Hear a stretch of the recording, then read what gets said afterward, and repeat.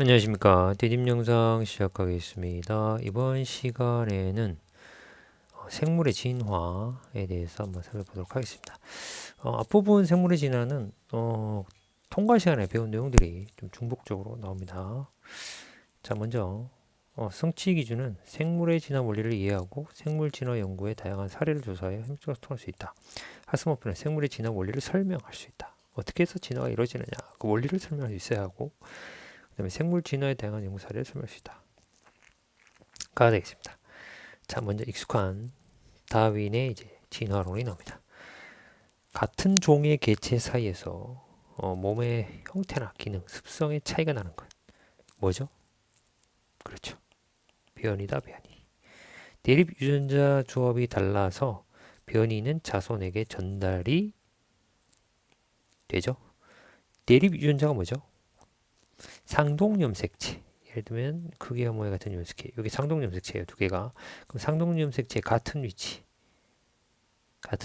이 동일한 형질을 나타내는 유전자를 요거를 대립 유전자라고 하죠. 대립 유전자. 자, 요거 대립 유전자. 자연 선택. 다양한 변이가 있는 개체군 내에서 생존에 뭐한 형질의 개체가 그렇지 않은 것보다 더 잘 살아남아요. 당연히 유리한 형질을 가진 개체가 더 잘 살아남는다. 그 형질이 자손에게 전달되죠. 그거를 자연 선택이라고 한다. 자연 선택. 오랜 시간에 걸쳐 자연 선택이 일어나면 생존에 유리한 형질이 자손에게 축적돼요. 그러니까 쌓인다. 쭉쭉쭉쭉. 그러면 어떻게 됩니까? 오랜 세월이 걸쳤어. 진화가 되겠죠. 이 진화의 원동력이 된다.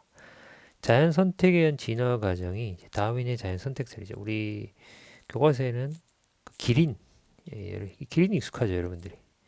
예. 변이, 고양이 털 색깔 다 다른 거죠? 예쁘네요. 예, 털 색깔이 다른 고양이, 이것도 변이죠. 기린의 예가 나와 있어요. 예, 기린이 이제 변이가 있었죠. 목 짧은 애, 긴 애, 이렇게 변이, 이렇게 생존 경쟁 하죠. 그러면 목 짧은 못 먹으니까 이게 죽겠죠. 그럼 나중에는 그 목이 긴 기린들만 살아남아가지고 그 형질이 자손에게 전달되니까, 예, 자연 선택의 진화가 이루어지죠. 우리 학습지에는 거북이가 나죠. 갈라파고스 군대 땅거북. 피치새는 우리 작년 통과 때 그 나왔었죠. 핀치새가. 그러니까 땅거북 이제 살아남을 수 있는 것보다 더 많은 개체체다. 과잉세사. 그 중에 이제 목의 길이가 좀 긴 애가 있었겠지. 요 있네. 여기. 땡땡땡. 요는 달아지고 좀 길어. 그래 나타났어.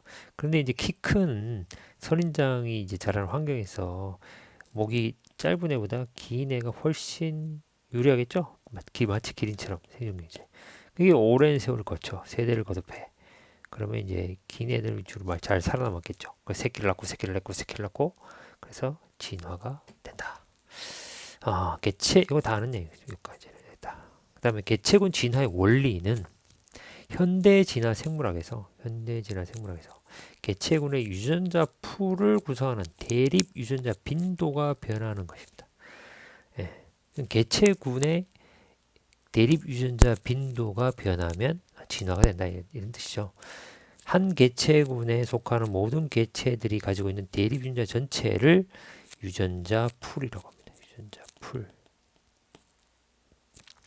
개체군의 유전자 특성은 유전자 풀에 의해 결정된다. 특정 시기에 한 개체군의 유전자 풀은 대립 유전자 빈도로 표현할 수 있다. 특정 어떤 대립 유전자가 빈도 얼마나 잘 존재하느냐, 드러나느냐 봅시다. 예를 들면 여기 요거 밑에 거 먼저 하고 갈게요. 대립 유전자 빈도는 개체군에서 특정 유전자가 차지하는 비율입니다. 전체 대립 유전자 수분의 특정 대립 유전자 수로 구할 수 있다. 자, 그러면 요 그림에서 왼쪽 그림에서 개체들의 유전자가 있어요. 나비가 지금 7개체가 있습니다. 이 개체군이죠. 예, 개체군인데 그런데 여기 파란 나비, 분홍 나비 이렇게 있는데 파란 나비는 라지 A를 무조건 하나 이상 가지고 있죠. 근데 분홍 나비는 스몰 A만 가지고 있어요. 예, 이게 열쇠인가 봐요. 그러면 이제 전체의 대립 유전자를 봤을 때는 어, 라지 A가 몇 개 있어요. 세보면 되겠죠. 하나, 둘, 셋, 넷, 다섯. 여기서 세보면 되겠네. 하나, 둘, 셋, 넷, 다, 일곱, 여덟 개 있잖아요. 그러면 A의 빈도는 전체 유전자 A의 빈 8개인데 전체 몇 개 있어요? 분홍이 셋, 넷, 6개잖아요. 그럼 총 14개 중에 8개잖아. 14개 중에. 그러면 스몰 a는 14개 중에 6개죠. 약분하면 7분의 4. 요거는 7분의 3이 됩니다. 예. 라지 a가 조금 더 비율이 많다 그죠? 차지하는 비율이 개체군 내에서 a의 빈도는 7분의 4, 스몰 a의 빈도는 7분의 3. 합하면 1이 된다. 그렇죠. 이렇게 이제 유전자 빈도를 알아볼 수가 있다. 그리고 요 유전자 풀의 변화에 의한 계층을 진화 추론할 수 있어요. 그러면 이거 가지고 자 연습 문제 한번 해봅시다.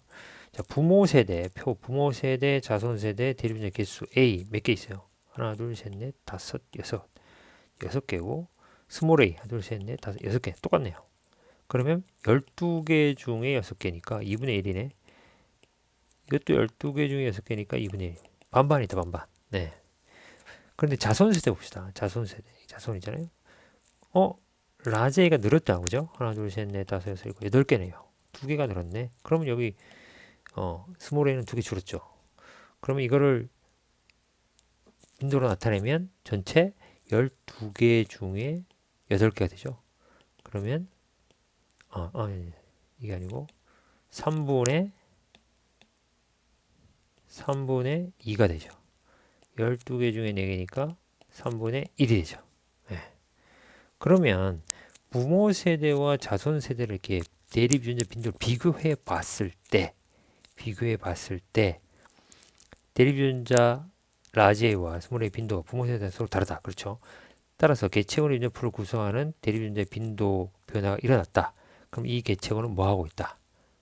진화하고 있다. 라지 A가 많아지는 쪽으로. 대립 유전자 라지 A가 많아지는 쪽으로 진화하고 있다. 예, 그렇게 볼 수 있다 이 말입니다. 이런 유전자 풀이 변한다 이 말이죠.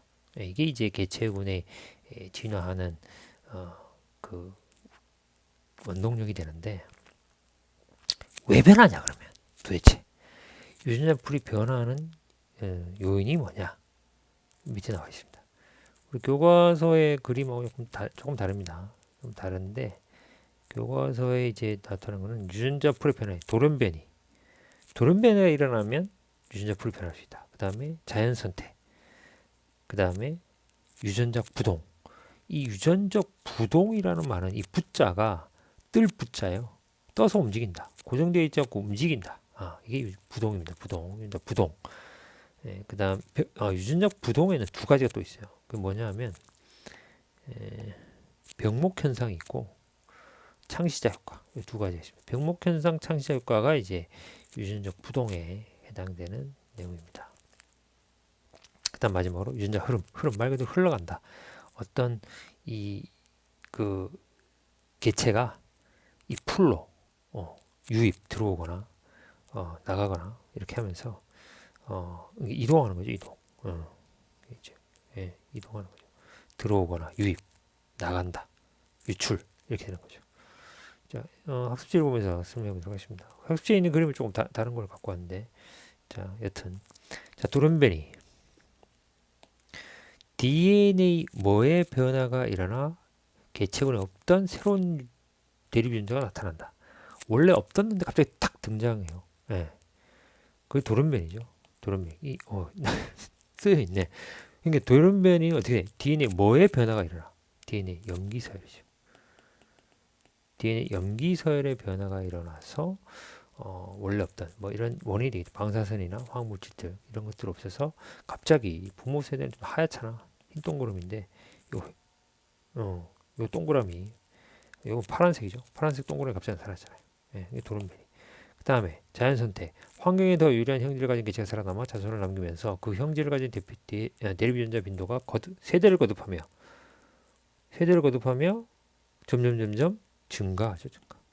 예, 부모 세대에서 이제 우리 그 1학년 때 그 뻥튀기 과자 있잖아요. 뻥튀기 과자 실험할 때 이게 초록색 도화지예요. 그럼 초록색 도화지가 있으면 위에 뻥튀기 과자가 빨주, 노초 네 가지가 있잖아요. 그러면 초록색에 잘 안 띄니까 더 잘 살아남죠. 그렇죠. 그래서 이게 자연 선택이 되는 거죠.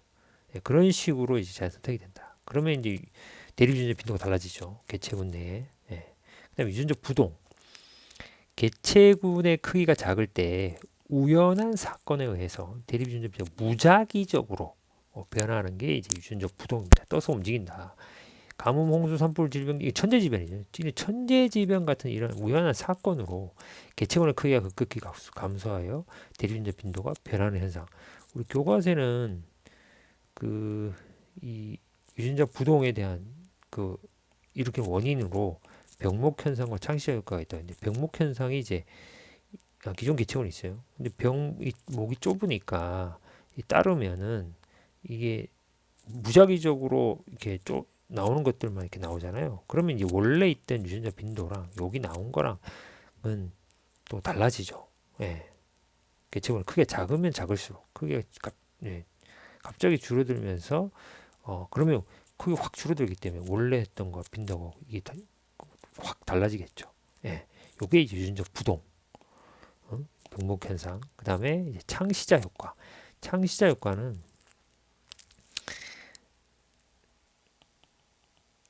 병목 현상. 요게 이제 창시자 효과.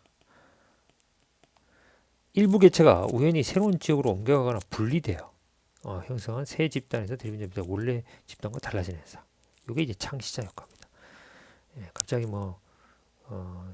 어떤 대륙에 분리되거나 원래 같은 지역에 살았는데 이런 식으로 완전 분리되거나 아니면 어떤 개체가 새로운 지역으로 넘어가거나 그런 식으로 해가지고 이제 유전자가 움직이면서 붙어서 움직이면서 대립유전자 빈도가 달라지면서 새로운 종으로 진화할 수 있는 개체군 사이에서 개체의 이주가 일어날 때 대립유전자가 개체군 안으로 유입되거나 들어온다 이 말이죠. 밖으로 유출되면서 각 집단의 대립유전자 빈도가 기존과 달라지면서 부모 세대는 여기 없었어요. 이 색깔이. 근데 이제 들어왔어. 이 개체군으로. 그러면서 이제 자손 세대는 증가하게 되는 거죠. 예, 이런 식으로 해서 개체군이 진화할 수 있다. 이걸 뭐라고 한다? 유전자 흐름이라고 한다. 유입, 유출, 들어왔다, 나갔다 이렇게 된다. 자, 이번 시간에는 생물의 진화에 대해서 살펴보았습니다. 수고했습니다.